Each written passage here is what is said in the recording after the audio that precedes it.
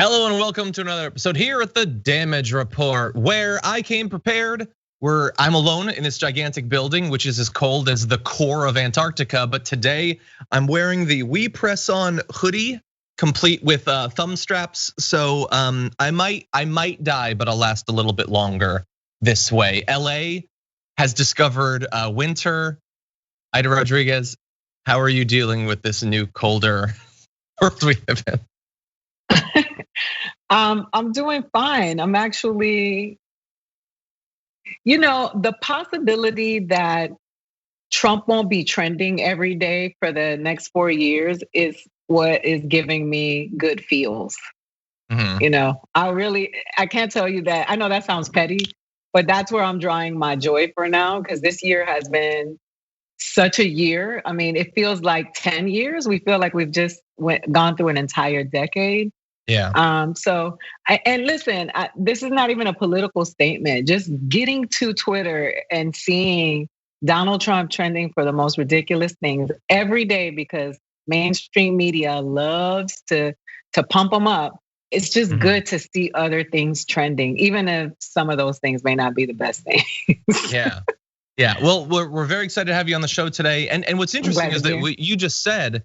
Francesca, who's also a comedian, she said something sort of similar on Monday, but I had heard that all of you comedians wouldn't have anything to joke about after Donald Trump. So aren't you horrified that you'll have no material? No, because I was one of the people who made a decision not to talk about Donald Trump in my comedy because I knew that this would happen. And so I think about those people who have made careers out of talking about Donald Trump, and what are you gonna do now? I mean, not that he will ever stop giving you material as long as he's alive, and even after he's gone. But I just didn't want my stand-up I think people are exhausted no matter where they are politically and tired of hearing about him, because it was like the Kardashians at some point. They just kept putting the syrup on the pancake, and you're like, stop! Too much syrup in my politics. I get what you're saying there. Well, we've certainly got a lot that we're gonna be talking about, including, look, some stuff that's very serious, but also a few things that are, just for chuckles in these dark times. We'll have a little bit of that for you. But everybody who's already watching, whether you're on YouTube or on Twitch or the members or whatever, feel free to like the stream or whatever your platform equivalent is so that people know that we're live. And as you send us in messages, comments, super chats, tweets, all of that, we'll be responding as we go along. We've got so much though, Aida, we might as well launch right into it. What do you think? Let's go. Let's do it. Okay. Yesterday was Veterans Day, and a friend of the show, Ken Clippenstein, amazing reporter for The Nation, he has a tradition that he likes to observe on every Veterans Day, and that is trolling and pranking right-wingers to get them to retweet things that they didn't take the second or two that would be required to Google it. So he succeeded in grand fashion today with this tweet. We're gonna walk you through how exactly this works. So what happens is he tweets to a bunch of right-wingers things like this: "Sir, my grandpa's a huge fan of yours. Here he is as a young Army lieutenant. If you could shout him out, it'd make his day." And you see there, well, let's move on to the next photo. And you're gonna see the photo of the supposed grandpa there. So one of the people he sent this to is Richard Grenell, former acting director of national intelligence. And I point out his full title because I want you to remember that intelligence is in the title there. Who tweets at him or DMs him, "What's his name?" To which Ken responds, Bill Cali, because the guy in the photo is William Cali, but you're gonna find out more about him in just a minute. Richard Grenell doesn't think another second about it, former head of national intelligence, and tweets out, "Thank you for your service, Bill Cali." Bill Cali, it turns out, is kind of important historically. He's an American war criminal, and he was court-martialed for the premeditated killings of 500 unarmed South Vietnamese civilians in the My Lai massacre of March 16th. But that would take a second for you to tweet out, or maybe someone involved in the national defense infrastructure of America. You might be familiar with some of our most notorious war criminals, but apparently that was too much to ask, Aida, and he just tweeted it out. What's funny is that shouldn't it be a requirement that if you are involved in government in some capacity, that you have an extensive information base of history of your country? Like, I just think, I think you can learn more history in board games than you can from the American education system. But I do. That's where I get my history. Me too. But I just think that it could be in service. There should be fundamental. Guns. We all know, violence. We all know, how to do damage. Where is the information? Where are you getting your information from, and why don't you know this? Yeah. Well, I mean, here's the thing. So this is a thing that Ken did, very funny. He got to own, this bad guy as he does, and they've done it before with like Jack Nicholson's character from whatever that movie was. They've gotten people to tweet that out, like ridiculous.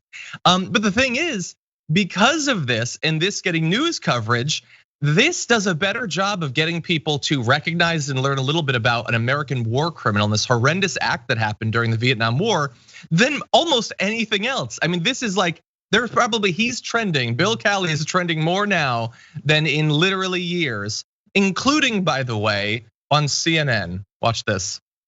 Be a problem for not just now, but for later on too. Finally, before I let you go, there was a somewhat remarkable incident yesterday where the former acting director of national intelligence under this president, Rick Grinnell, was tricked into sending Veterans Day wishes to a convicted war criminal, William Cali, who was convicted, court-martialed for the murders of 500 unarmed Vietnamese in 1968. Your response to it was pointed, shall we say. Tell us your thoughts on that. Well, first of all, I got the same message, okay? And I read that and said, no, I know exactly what he was trying to do. And I said, no, it's wrong. But Grinnell, did it. It's unbelievable that the director of national intelligence did it. It's, to me, unbelievable. But, it's par for the course, I'm afraid. Yeah. Well, General Hayden, thanks so much for joining us this morning. We always appreciate to hear from you. Well, thank you again.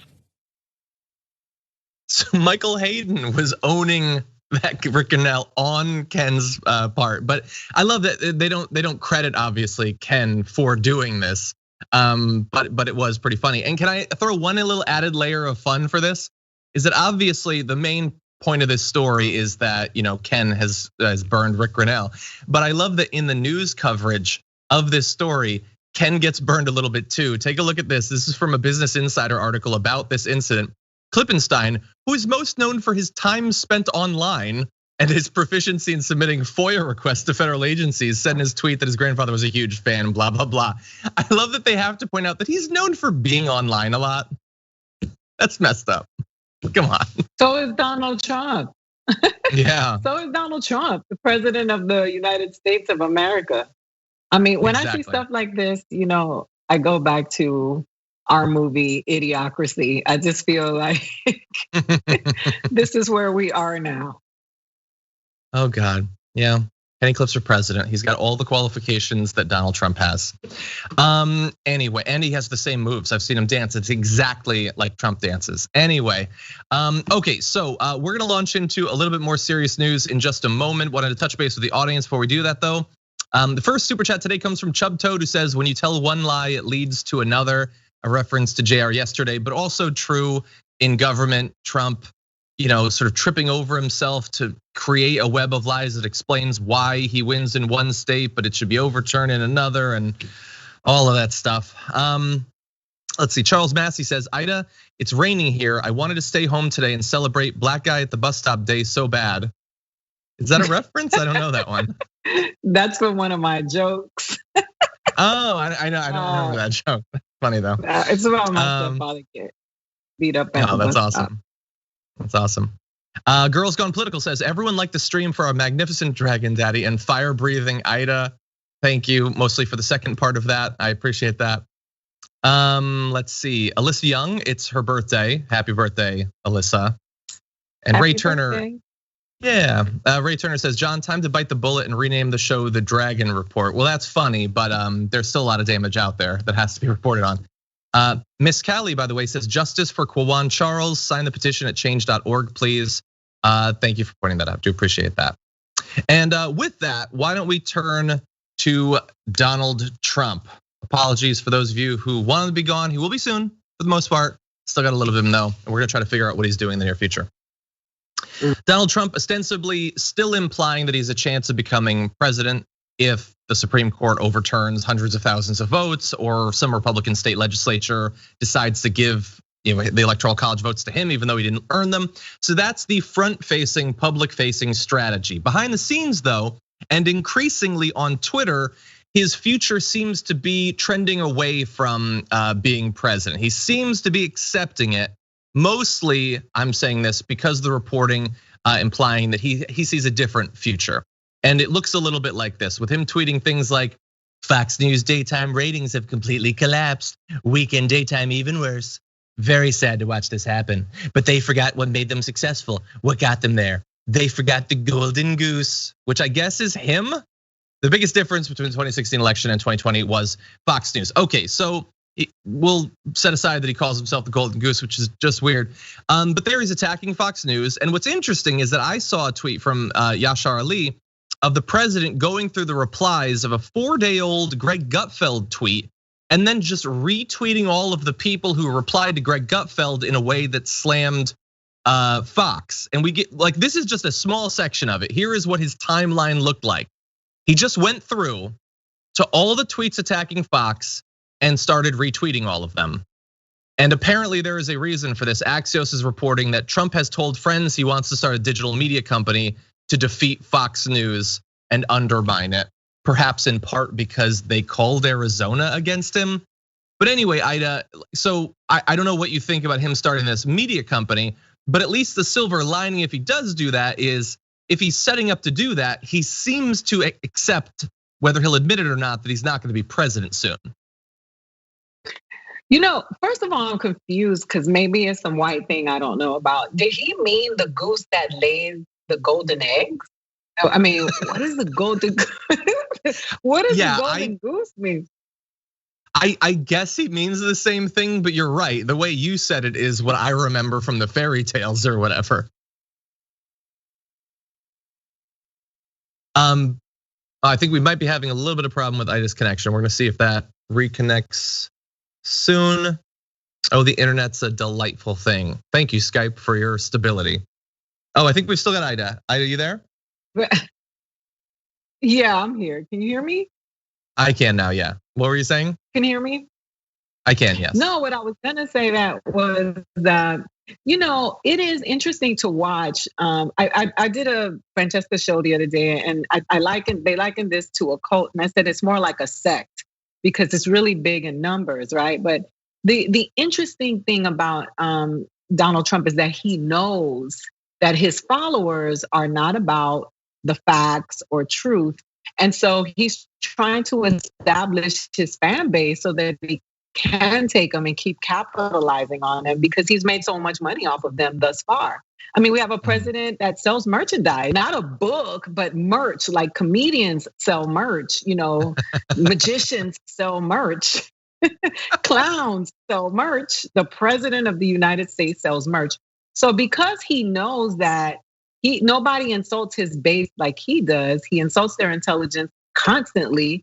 He is making a plan for the future because Fox News had to call it. They just can't keep exhausting their viewers with this nonsensical stuff. Even they gave up and were like, all right, the gig is up. We made enough money off of this. We got a lot. Now we got to figure out how we're going to do what we got to proceed forward with what's at hand.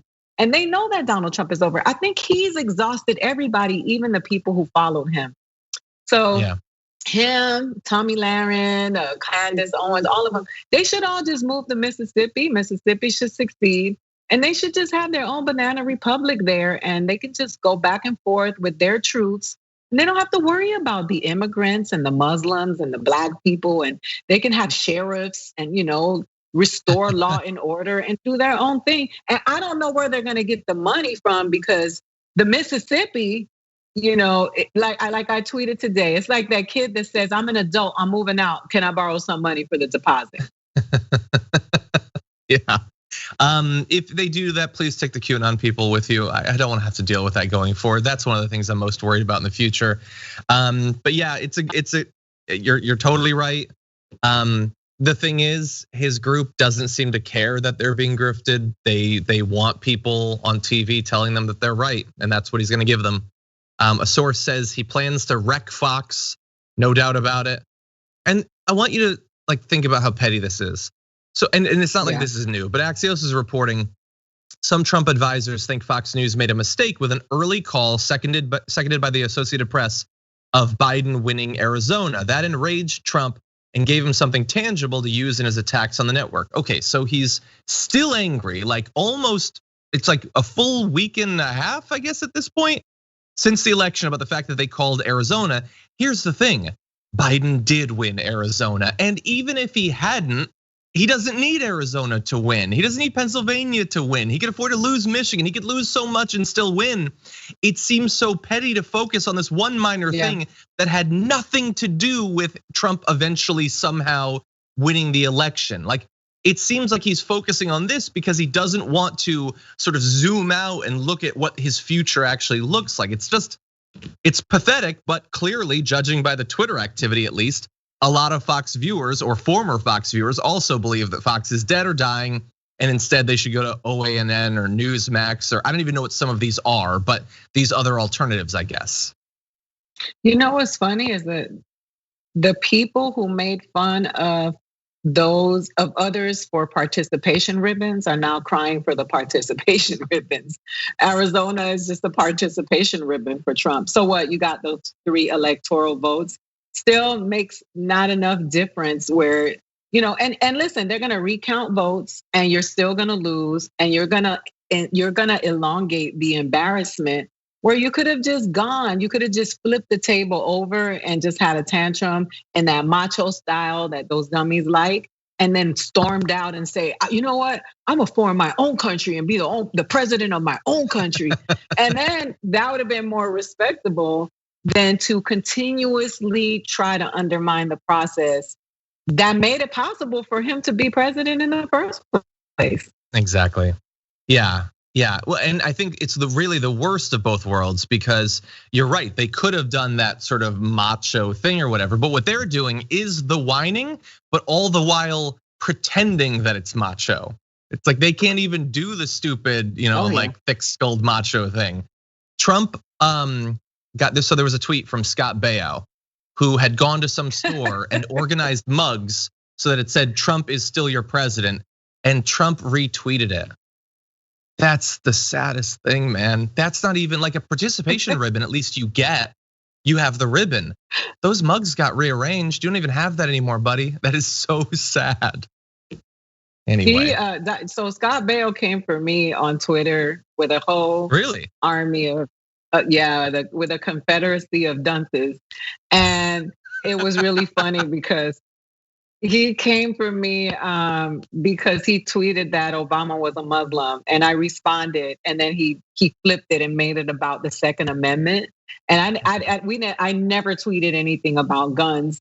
And he was like, people like you want to take our guns away. And then I had all these gun people coming for me. I had to block like 200 people. But I did get to tweet him when Gary Marshall died. I said, look what you did, Chachi. And he was furious. That is funny. Yeah, you hadn't said anything about guns.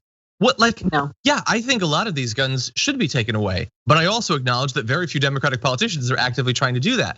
How do they just go year after year after year after year saying that they're gonna take your guns, they're gonna take your guns? When did they do it? How many guns did Obama take? Honestly, it's just pathetic. I know that you have a hobby and you want to be a victim, but I don't constantly say they're coming for my magic cards, they're gonna take them away, I'm the victim. No, you can have your guns. We live in a crazy gun-loving country. You can have an entire arsenal in your basement.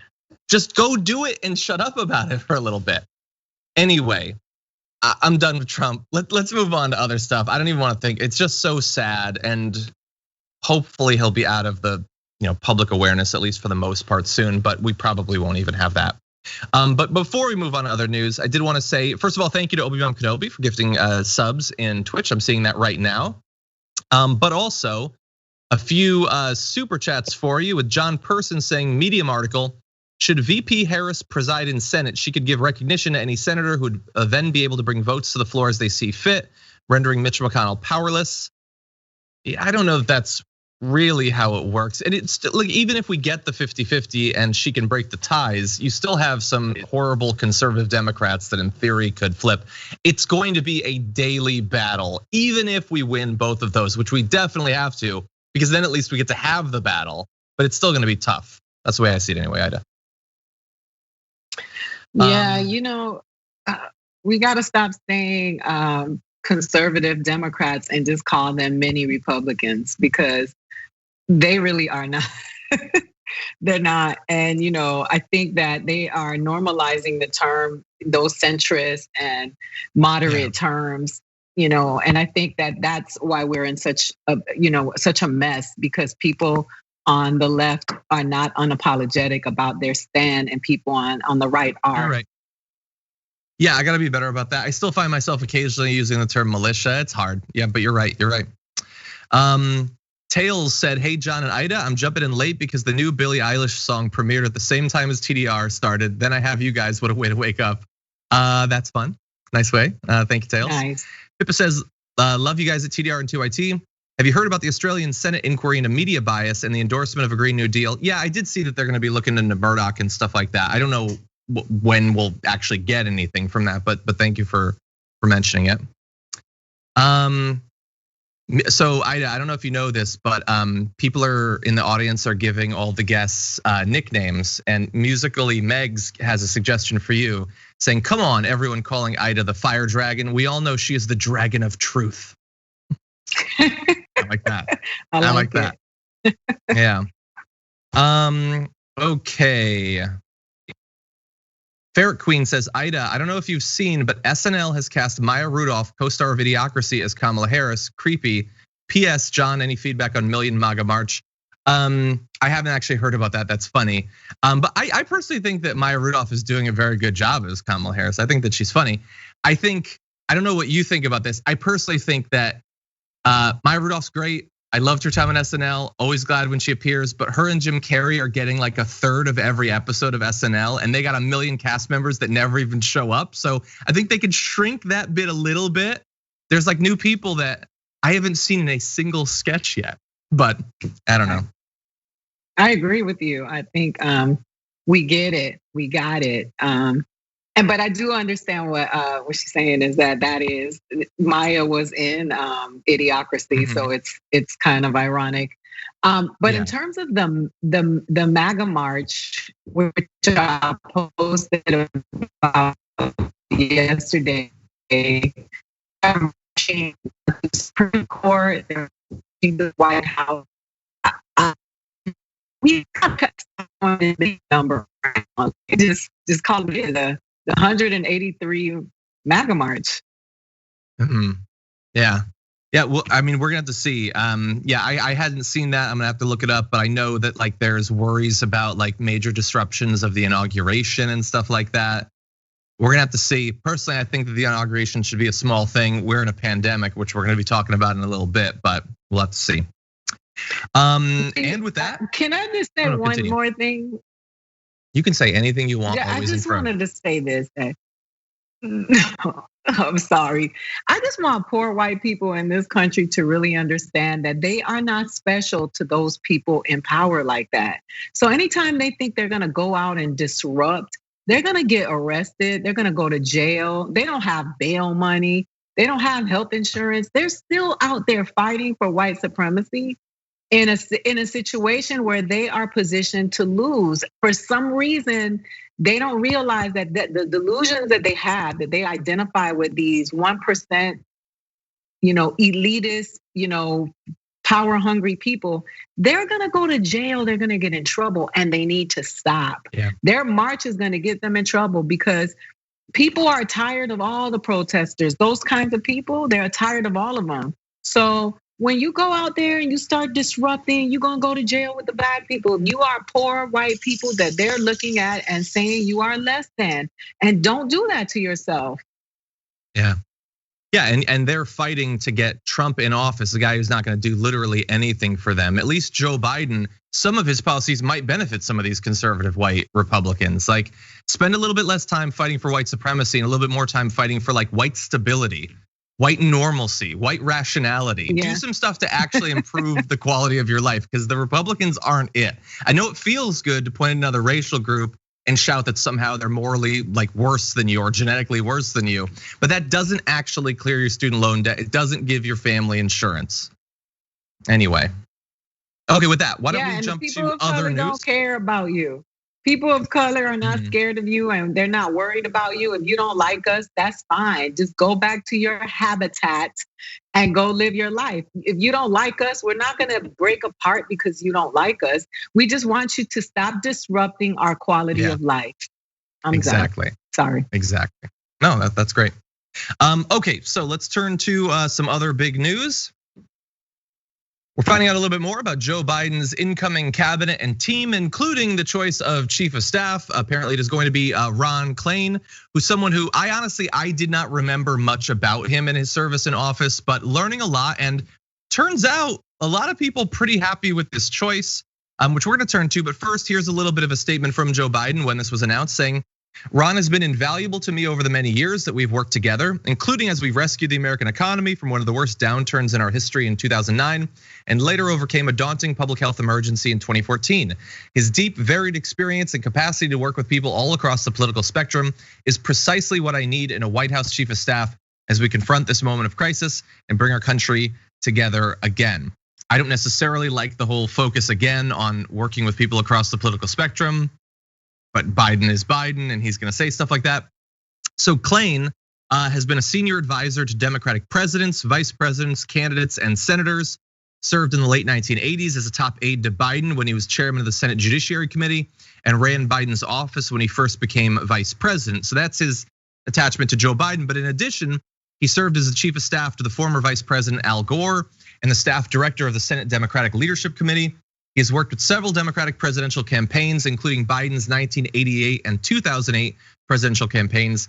He was also the lead Democratic lawyer for Gore during the 2000 presidential election recount. That's obviously, that didn't go well, but, and man, is it crazy Biden's been running for president for like decades. But anyway, Aida, did you have any thoughts about this choice of Ron Klain? Well, I mean, I do have a choice. I mean, I do have something to say about the language that we keep hearing in terms of let's get back to the America that it used to be. Let's get back to the old school racism. I think we use that word and see that these people are in terms of people in this country changing anytime soon, or at least not during this presidency. Yeah, I don't like that language either. My hope is that it's Biden's rhetoric. Like that's the theme of his campaign, so he's gonna say stuff like that. We're gonna see if it's what he actually does, the choices he makes. At least in this one, it's looking okay. Really surprised to see some of the reactions. I'm gonna give you 3 reactions, and I have never seen these reactions line up before. So AOC tweeted, "Good news and an encouraging choice." Ilhan Omar tweeted, "Excellent choice, congratulations, Ron Klain. What a blessing to slowly be moving away from chaos." So AOC, Ilhan Omar both see this news positively. You know who else says? Hugh Hewitt, who says it's a terrific choice. He's been a serious student of the risk of pandemic for a long time. I've never seen AOC, Ilhan Omar, and Hugh Hewitt respond the same way to any bit of news ever. So that seems like a good sign. That's how traumatized the country is. But I did see that Biden had made some plans to really seek out what was happening with the immigration in America, and I really salute that. But I do know that after saying that African Americans had his back. I would love to hear language about Black people in this country. We've heard about immigrants, we've heard about Indians, we've heard, and I'm Latina, a child of an immigrant. Also, I'm here for it. So I would like to know when we're gonna hear about what's gonna happen to improve the conditions of Black people in this country. The ones who showed out in droves to make sure that they won, and Kamala also, who, as a Black woman, called on Black women to show up, and they showed up in Atlanta, they showed up everywhere, all over the country. And I would like to know what the plans are for Black people in this country and for brown people as well. I mean, the rhetoric is cool, but you said you would get to work. I want to hear it. And I think that, all of the choices, John, you know how I feel. If they're not progressive, for me, I just take as much as I can and say, is this a step in the direction that we want to go in? Because at that point, that's what it is for us. But I don't celebrate establishment politicians because they're going to restore something that initially was painful for my people anyway. That's true. Yeah, and we'll have to see about those announcements. I mean, we've been tracking as the information's come out, like we had, they formed the coronavirus task force. We got a little bit of news about what they plan to do on climate today. In a little bit, we're gonna be talking about immigration, but we're gonna have to see because there's a lot of areas that need to be addressed very soon. But really fast, let's turn to a little bit different info about Ron Klain. Joe Biden's pick for Chief of Staff, Ron Klain, was actually in the news earlier this year because of his experience dealing with Ebola under the Obama administration. He was one of the individuals that was turned to as coronavirus was bearing down on our country. And now looking back at some of what he had to say, kind of wish that some of the politicians had listened to people with his sort of experience at the very least. They obviously weren't gonna bring him into the Trump administration, but maybe pay a little bit of attention. Here he is actually on February 5th of this year before the House Committee on Foreign Affairs talking about the efforts that so far been put in place to deal with coronavirus. We don't have a travel ban, we have a travel band-aid right now. First, before it was imposed, 300,000 people came here from China in the previous month, so the horse is out of the barn. Second, what we have restricted is not travel to or from China, but passports to and from China. There's no restriction on Americans going back and forth. There are warnings, people should abide by those warnings. But today, 30 planes will land in Los Angeles that either originated in Beijing or came here on one stops. 30 in San Francisco, 25 in New York City, okay?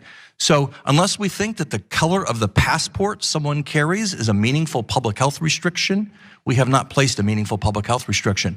And then to get to your question, exempt from the president's travel restriction, of course, is the import of goods from China, and of course, the people who fly the planes and drive the boats that bring those goods from China. We couldn't ban that activity. We vitally need that. 90% of the antibiotics in this country come from China. All kinds of vital medical supplies. Dr. Nuzzo mentioned the PPE we will use to treat people. So travel bans, even putting aside Dr. Nuzzo's concern, that's not what we're imposing. That's not what exists. What we should be focused on is monitoring the people who are here, who have been in China in the past 14 days. That is complicated, that is hard. We built a path-breaking system to do that in the Ebola response. This is much larger and more complicated, and I don't think we've heard answers. I hope Congress will get them, but what the administration is doing on that, which really should be our public health priority. Yeah. And so Aida, at the time that was Trump's apparent one thing that he was willing to do was shut down some travel between China and the US, even though and this was February 5th. This isn't looking back and saying that wasn't enough. This was Ron Klain at the time saying this isn't even what he says it is. People are already in the US who have it. You can't just ignore those people, let them go about their business because we know how that is going to turn out. And indeed it actually did. Yeah, and that there is a place that lives in politicians, whether they're getting checks from corporations or not, where you can see that there's a sense of accountability and some moral base, right? Where you can see that they want to do a job. And so that is, I think, what is faith building in terms of this, because he along with many people were saying this at the beginning of this pandemic. It was Donald Trump and his, groupies that were denying, and when I say groupies, I'm talking about media, I'm talking about fellow politicians, people in his administration. They were all singing the same song. And now here we are, almost 250,000 people gone that are people that belong to people. I hate when they put the word only in front of it. And there were people like this saying we have to be logical and reasonable when we talk about this pandemic. And our president, who has such a low EQ, is incapable of doing that. And here we are. So I appreciate it because I read about him and I know that he was also someone who was very effective in helping with the Ebola crisis in this country. And so it's also good to know that he's been there before, and even though this is bigger, but it's just, you hear these voices, and these voices were out here and they were drowned out by Donald Trump's foolishness, and the mainstream media kept giving them play, and we didn't hear the voices that we needed to hear to save lives. I agree. And look, obviously, he's not going to be in charge of the response to COVID. He's going to be the chief of staff, but he obviously was very important during that time. And there's no way that the chief of staff isn't going to be working with that team and making sure that Biden is up to date with everything they're doing. So we only have a few staffing announcements made. Him being chosen, especially in this time with the challenges that we are facing with COVID, I think is a very good sign. Not to say that Klain is gonna push for Biden to be super progressive or anything like that, but we do have to stop 1,500 plus people dying every single day. And you know what? Since we're talking about COVID, let's turn right now to, I wanted to make sure, because it seems like the media has just sort of forgotten that we're in a pandemic. I want to make sure people know how it's going, and it's going poorly. So let's talk about that now. Every day around 4:30. I wait to see, refreshing the COVID tracking project's daily sort of roundup of how bad COVID has gotten. And the report for yesterday is apocalyptic. It makes the past days that we considered horrible look like fairy tales now. States reported 1.4 million new tests, which is good, but we were supposed to be at 3 million tests back 6 months ago. So 144,000 cases, an all-time high. Now, really fast, I know that there are other sources that put it even higher. Johns Hopkins, I think, has. I go with COVID just because they have their methodology. It might not be quite right, but at least it's consistent with past days, so we can see the growth. You have over 65,000 people hospitalized. You have, let's see, 1,421 deaths, the most deaths for several months now, pushing the 7-day average back above 1,000. 144,000 cases, 60 was considered horrifying back when that happened, and now that's nothing. And Aida, I know that we just had the election and we're worried about a coup. I know there's lots of things going on, but I don't feel like we're acting as if things are twice as bad as they were a couple months ago. No, because the news cycle, the way that this works, and that is why it is important for people to turn to places like this so that they can get information about what's really happening in the country, because the mainstream media is going with what's the hot topic of the Whoopi Goldberg's take on something than it is that human beings are dying. But it's just a friendly reminder of this country's toxic capitalism, because the majority of the people who are dying are Black and brown essential workers in lower socioeconomic communities, that America doesn't value them the way that they value everybody else. Because we kept hearing about all of the people from Ben Carson was the last one, who was part of these COVID rallies that Donald Trump kept having. And they cared about those people because those people matter, because they're part of the elite group. And at the end of the day, elitists care about elitists. And it doesn't matter what side of the political aisle they are. Money sticks with money. But we are sitting here watching in real time people who are lacking resources that are showing up for us, even in this pandemic, losing their lives. and we don't talk about it. And it's getting worse, and it's gonna be horrible in the colder months. They said this in February, they said it in March, they said it in April, and no one was listening.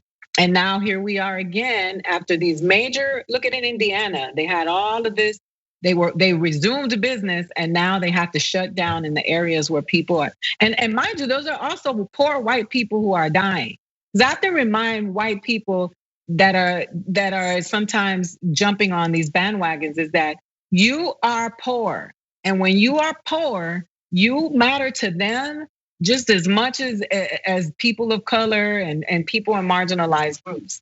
And now they're suffering, and they're still waiting on this magic school bus to come, and I say school bus, the short one, to come rescue them.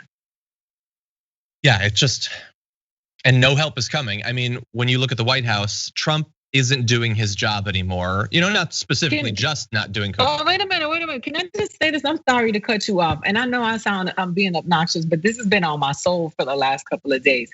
Donald Trump tweeted about numbers. Every single time he tweeted about numbers that had to do with election numbers and not casualties of coronavirus in this country. That should let you know that he doesn't care about the people in this country. He cares about power. Look at his Twitter feed. He's bigging up the Virginia governor, Big John, Big Jeb, whatever his name, Boss Hog, whatever y'all want to call him. He's bigging up these people. And people are dying in real time. He is not acknowledging the deaths, the unemployment, the homelessness, the evictions. All he keeps talking about is this election and how the media has turned on him. That should let you know how much he cares about the people of the country. Exactly. Yeah, he's tweeted more, today about Fox ratings than about the fact that we're experiencing skyrocketing cases. Mike Pence, who remember is like sort of in charge of the COVID thing, as the numbers were going up over the past few days, he announced that he was going on vacation. Now that vacation has been canceled, but not because of this. It's because he needs to be involved in the fight to, overthrow the outcome of the election. So they're done. Trump hasn't been to one of these COVID meetings in literally months. I don't know if anything is being done right now. Like if we could go through the White House, check in every meeting room, would anyone be talking about COVID?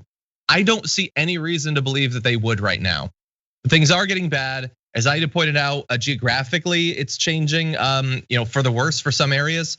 You can take a look here at the different regions, and the COVID tracking project shows that more people are now dying across the Midwest than even at the peak of the summer surge in the South. So take a look at that second block, the Midwest. Those numbers on the right-hand side of it are going up so fast. And you can see regional cases per 1 million people. If we go to this next one, you're gonna see the Midwest is just being devastated. Now, all of the regions are going up, including the West here. California's experienced a lot of cases. It's going up everywhere, but those are not the same curves. The Midwest is skyrocketing, and they're not doing anything. They're not wearing masks, they're not socially distancing. They're trying to pretend that it's not happening is not going to save your life. That is clear. And the 1,400 today, God only knows in a week what that number is gonna be. If we're 144,000 cases today, what is that dark winter that's being predicted going to look like? When we see these numbers, remember the last time, the second wave of the first wave, the numbers started going up, and what happened? People talked about it a lot. They started changing their behavior. I don't see that happening this time. And it still got bad the last time. If we don't change our behavior, God only knows how many millions of people, or sorry, how many people are going to end up getting this, just by inauguration, let alone by the time we're done with this thing. Also the misinformation that was given to people when Donald Trump allegedly had COVID-19 and his recovery, because remember, those people are the people who laud him for being so strong and powerful, but without realizing and understanding the type of resources that he has that they don't have.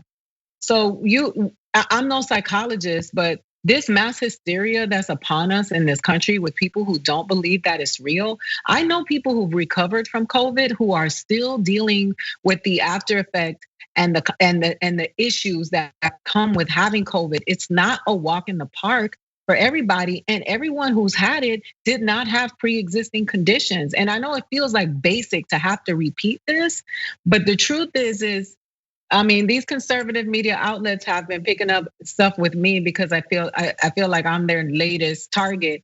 If they could just quote me on anything, I would really hope that it would be this, that COVID is real, people are dying, and that, it is not something you just get over because you're strong and you can move cattle. Like, we really have to really understand that they don't know genetically how it affects you. And it could be different for everyone. And people are still dying. And so they are deluded by this because he allegedly had it and kicked it. And everybody around him kicked it. And then those who like Herman Cain, who died, they don't even acknowledge. So it's really part of their whole the marketing scheme that they have. Yeah, and the election night party that he had is looking like it was another super spreader thing. So many of the aides and Mark Meadows got it, and this morning, Corey Lewandowski apparently has it too. And as you pointed out, Ben Carson has it. So this is what happens when you don't take any precautions. You spread it.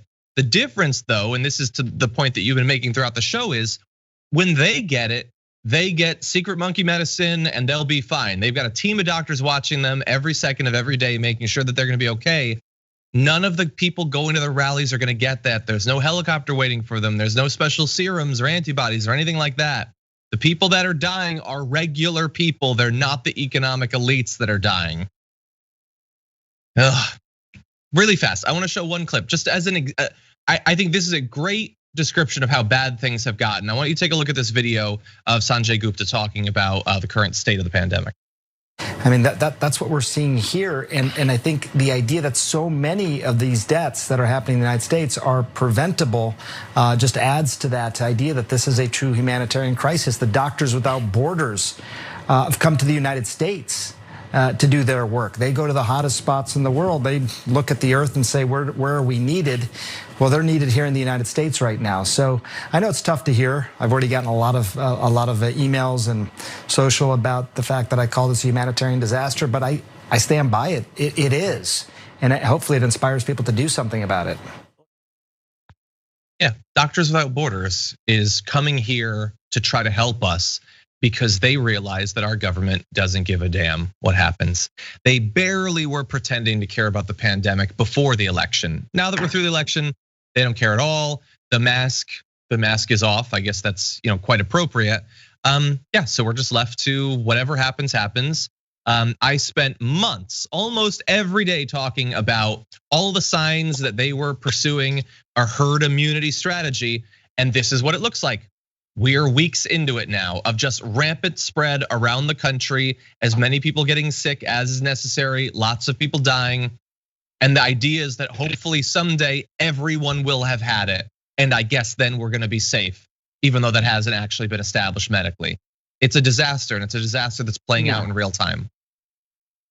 Yeah, they keep with the whole herd immunity thing. It's like everyone is a doctor who has a Twitter account, who has a Facebook account. Everybody has these theories. But how I would love for these theories to be correct, because I'd rather people live than to be right in an argument all day. And I think that's the difference between us and a lot of these people. I hope I'm wrong. I don't want to see people die. I don't want to see people continue to die. But I mean, they continue to feed these people this. I'm in Florida right now. I'm afraid to leave home because I know that there are people walking around. They're not wearing their masks.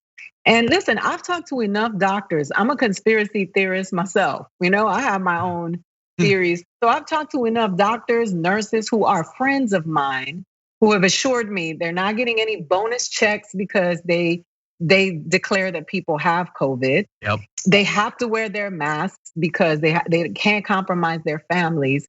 And they really have said that the masks do make a difference, And so it's just sad to see so many people, compromising their well-being because they are fanatics of someone who doesn't even care about them. Yeah, doesn't care if they live or die. Oh God, okay. We have other news we're gonna turn to in just a second, but before we do that, I did wanna read a few comments. I wanted to thank, by the way, on Twitch, Jeff Waldorf, awesome Jeff Waldorf, gifted some subs. Thank you so much for that, Jeff. Siren as well, thank you for that. There's a comment from Bart that Ken Klippenstein's nickname should be the Slayer. He does get stuff done. Okay, let's see. Nixie says in the super chat, I'm from St. Louis area. I'm trying to get people to wear masks, and putting up with the ridicule of wearing one is rough. Can you imagine? Like this many people getting sick every day, and you're going around mocking people for trying not to get it or spread it. Sick. Yep. Okay. Natasha says, I just barely found out that Doctors Without Borders has been here in the US to help the outbreak. So shameful, and crickets with the MSM. Well, I mean, look, at least credit Sanjay Gupta was on the MSM when he's saying that. So that's good. Credit to him at the very least. Andrea says, just joined TYT Plus. Thoughts, should an impeached president be allowed to run again? I don't think that should be allowed. I mean, look, I could have an opinion, but the Constitution is fairly clear. It doesn't stop them from doing it. We'll see. I know he's looking like he wants to run again, but he's gonna age a lot in the next 4 years. So we'll see what's left of Donald Trump by the time that election rolls around. What do you think about him running again next time? It's exhausting just thinking about Donald Trump. Yeah, that's true. And just from the take away the cult of personality, take away all of that stuff. Just think about it from a political perspective. How much the world just broke. America just broke. Like we have had so much distress in our country. And yes, racism is as old as America is, and we get it. But what has happened in the last 4 years, it's just been, he's made a mockery of our country. The world is laughing at us, and we need to restore some sort of normalcy in this country. People are walking around with PTSD in this country right now. So to think about him coming back, all of the money that his family has made at the expense of the American people, how they pimped, our country and made it a corporation that they gained from. And it's just been so disgusting to watch. Whether you love Donald Trump or not, you need to know that he has just made so much money during this presidency. That is why he doesn't want to let it go. He's not caring about the environment. He doesn't care about the people. Yeah. He doesn't care about the jobs. Like he just learned the talking points. And it's just been, this was a gig, just like The Apprentice. So I just look forward to the day for him to be gone forever, because I just don't think that he is a good politician. And I don't have to like him, and that's where we differ. I don't have to like him, to acknowledge a good politician, but he's not good at his job. Yeah. He gotta go. And I don't want him to come back ever. I agree. You swayed me. I want him to leave now. No, I agree. Okay, so let's turn to something else. As we said, we're learning a little bit more about what Biden plans to do. We've got more of that right now. Here is some of what Joe Biden apparently plans to do on immigration once he is sworn in. After he's sworn in, his administration will move to fully restore an Obama-era program that shields 640,000 undocumented immigrants who were brought to the US as children from deportation, halting Mr. Trump's unsuccessful efforts thus far to end it. That's according to people familiar with the plans talking to CBS News. The incoming administration also intends to rescind Mr. Trump's travel and immigration restrictions on 13 mostly African or predominantly Muslim countries. So right there you have protections for the Dreamers, the end to the Muslim ban. You also have them looking to implement a 100-day freeze on deportations, while his administration issues guidance narrowing who can be arrested by immigration agents. Obama-era memos that prioritize the deportation of immigrants with criminal convictions, recent border crossers, and those who enter the country illegally more than once were scrapped back in 2017 by Mr. Trump, so that no unauthorized immigrant would be exempted from being arrested and removed from the country. So we'll have more in just a moment, but so far they have a freeze on deportations while the policy is looked at, and God only knows what they'll end up with. But you also have the end of the Muslim ban and protections from Dreamers. Those are some pretty high profile changes, at least right there, Aida. Yeah, you know what? And let's not look at this as a humanitarian act. Anyone who understands the economics of America knows that a lot of undocumented people keep this economy healthy and do a lot of jobs here for the little bit of money that a lot of people won't do. And as I always remind people, even there in the great state of California, when the farmers for Trump participated in those immigration raids, and then later were begging people because they didn't have food because there was nobody there to mine those crops.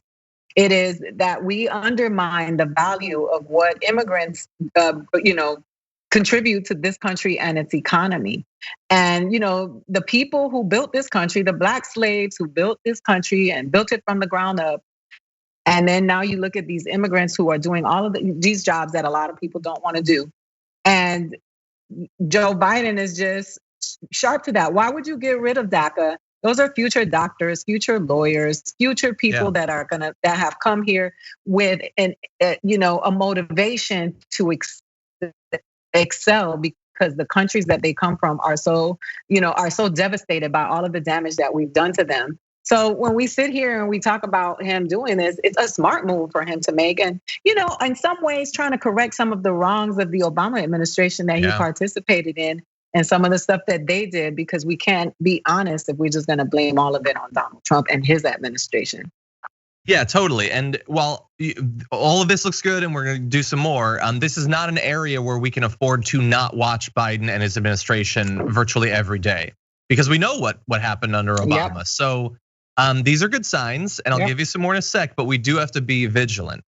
So a source says that new guidance would be designed to curb so-called collateral arrests, which are apprehensions of immigrants who are not the target of US ICE operations, but are nevertheless taken into custody because they're in the country without legal status.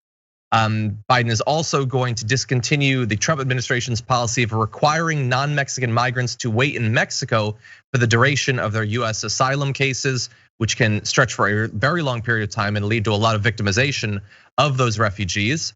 You also have, the ending of 3 bilateral agreements that Trump has with Guatemala, El Salvador, and Honduras that allows the US to send rejected asylum seekers directly there, which in many of these cases, people are looking for asylum because they're worried about being murdered. And so when you send them back to their home countries, many of them get murdered. So thankfully there will be less of that. There are other changes as well.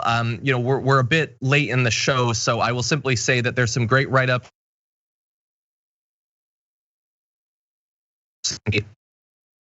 A fairly comprehensive re-envisioning of the policy, but we're also gonna have to see going forward.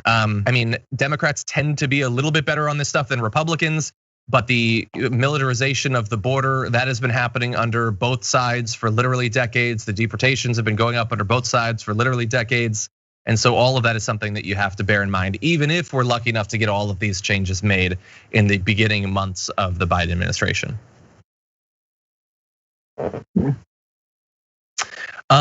Okay, well, with that, I think that we can get one more topic in before we're done with all this stuff. And Aida, I know some of this has been pretty serious. Why don't we end on a somewhat lighter note? Yep. Matt Gaetz, for some reason, tweeted this.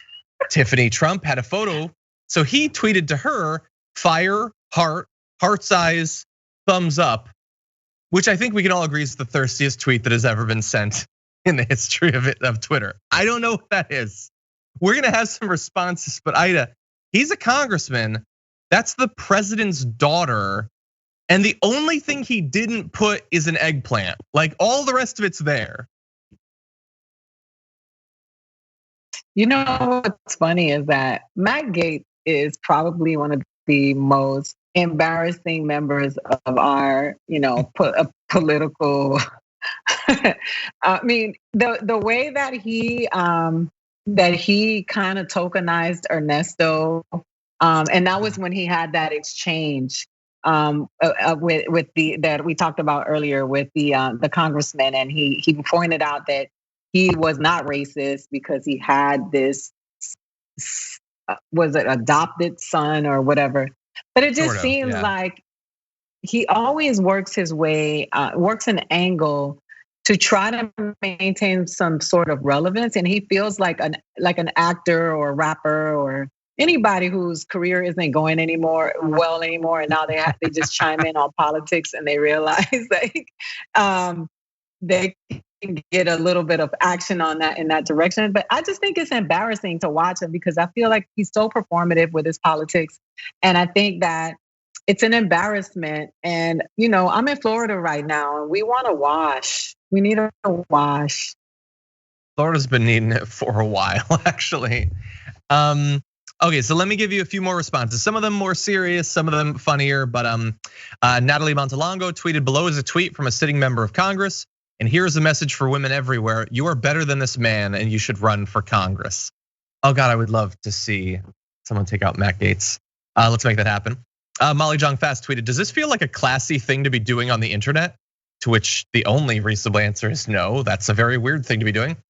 Kate Smith asks to make DC boring again. The producers were nice enough to put in my tweet, the thirst heard around the world. I agree. But I love, my favorite one was probably from Emma Vigeland, who quote retweeted it with a prescription for Matt Gaetz for horny be gone. But anyway, it's just so weird. He's a congressman, and I get it. Like, you're supposed to pretend that the Trumps are the best and at everything in every way. And I guess, like doing this thing with her is a way of making Trump like you better. Although bear in mind, it's a dangerous one because there's only one person that Trump is proven to be okay with sexualizing his daughters, and that's him. But anyway, Matt Gaetz, you're at the best of times, you're a tool and you're ridiculous and embarrassing. But in this particular case, the crime is clear. You committed the crime of being too horny. And so the sentence is equally clear. Go to horny jail. Yeah, my tweet is, does your daddy know his name yet? Remember, he didn't know his name. God, American politics is a joke, Ida. How do you as a comedian joke about something as inherently ridiculous as this? It's already, the punchline is the setup. Yeah, you don't. And that's why I stepped away from it because, that's the thing that Donald Trump has semi-normalized in this country is a behavior that is supposedly emboldened and direct and in your face. But it's just, it's like Fat Albert used to say, it's like school on Saturday, no class. And so I just sit here and I watch, and these are the people who make fun of or point out, about people in lower from social economic backgrounds and call us ghetto and say that we don't speak correctly or that our subjects and verbs don't agree. And here they are behaving this way publicly, and it's acceptable because they're white and they have money. And so I just look at it and say, look what he's brought to, as if we already didn't have enough problems politically in this country from what has been happening for hundreds of years. This now you bring this. So this is the classic meme. This is how it started. This is where we are now. and the where we are now is just a big old trash can that's on fire. 100%. Okay, that was a fun end of the show. Ida, as always, thank you so much for joining us. Who is your guest on the next Truth Serum? Who can we expect to see? Me. So it'll be me. I have Ben is coming on. Ben Dixon is going to come on in a couple of weeks. I have. Nice. I'm actually going to have some comedians come on and talk about politics. I'm forcing them to come on and roast the year. Yeah. And then I want you to come back because I really want us to talk about climate change and really break it down from the perspective of communities of color. Because I think that we don't understand, a lot of us don't know that really is affecting us. Awesome. 100%. Had a great experience last time. Everybody needs to follow, whether on Twitter, YouTube, all the different sites for Truth Serum. And Ida, thank you again. Great to have you on. Always. Thank you. And everybody at home, I'm gonna read just a few more comments and tweets and all that. We had to fit in a ton of news, so we unfortunately didn't get to quite as much as I normally like. But I'm seeing I'm not crying, you're crying. Super chatted. Salutations from Danbury, Connecticut. Just received my thrashing from John Oliver. I love that little back and forth. It felt like the before times on John Oliver a little bit before everything went crazy and he disappeared into a blank white void. Let's see, Nick Speed says, I find it ridiculous that all the alleged massive fraud had to favor Trump. Like a Trump supporter would have less intention to commit fraud, especially when he was behind in the polls. Yeah, totally. John Person says, can we lure Trump into a decoy White House? That might work, honestly. He's on a lot of drugs these days. I don't know if he would necessarily notice. Lianin C says, the information really is out there from the mainstream to scientific journals. People just need to avail themselves of it. Apparently people have so much COVID fatigue, they'd rather risk illness. Love you guys. I think you're 100% right. I think that, the people who are naturally less responsible, I think dropped off after about a week and a half, and it's been a long time since then. But I think even good people who took it seriously initially, I think that there is a breaking point for everyone. And I fear that we have reached a critical mass of people who have reached too much. And I think that we're seeing that in the numbers every day. May Money into Building says, Aida is the best and deserves a super chat. Sup, John? It's a little warmer here today, but I feel you. I claim the Witch Queen of Oakland dragon. Well, that sounds awesome. I would read that book. Let's see. Brian has a suggestion for the new Republican state that Trump is going to be president of, saying Mississippi has the largest African American population out of any state. They wouldn't like that. Alaska would be a better choice. There's space. There's space. I worry about what they do to some of the natural wilderness and beauty of Alaska, but some sacrifices might need to be made. Let's see. Kai Allen says, hey y'all, I vote for Aida to be the fiery dragon. What do you think about how even with Trump gone, we can't erase knowing the US is capable of autocracy? Most didn't think it possible, I worry. Well, I think it's good that people won't be able to forget that because we've only got a couple of years until the next Republican primary. And what do you think they're gonna be competing to show to their audience? I think that they want to continue walking down that path that Donald Trump is still currently on. That's one of my fears. Okay, and over in Twitch, Blue Lizard Gut says, yay, John in glasses. Thank you, Blue Lizard. I wear my glasses on the show in the rare times when I'm already experiencing so much eye strain and headache that I can't afford to take it off. Because when I go without the glasses for a while, it just starts to hurt. Braylon's dad says, Trump TV sounds like a great channel for drinking games. Take a shot every time they say socialism. Yeah, but don't you want to survive to the second day of the game? Anyway, thank you everybody who joined us on the show today. Love that you were here and showed so much support, whether you just watched or shared the streams, I did super chats, all that, really appreciate it. Tomorrow is Friday, which means it's time to take out the trash. We're gonna be giving you our garbage people of the week, and you have the opportunity to choose one of them by going to the community tab on the Damage Reports YouTube channel and voting for who you think best exemplified living a garbage lifestyle this week. I look forward to see who you choose. And Brett Ehrlich will be joining me. Should be a fun way to end the week. Until then, stay safe out there. Stay sane out there. I'll see you soon.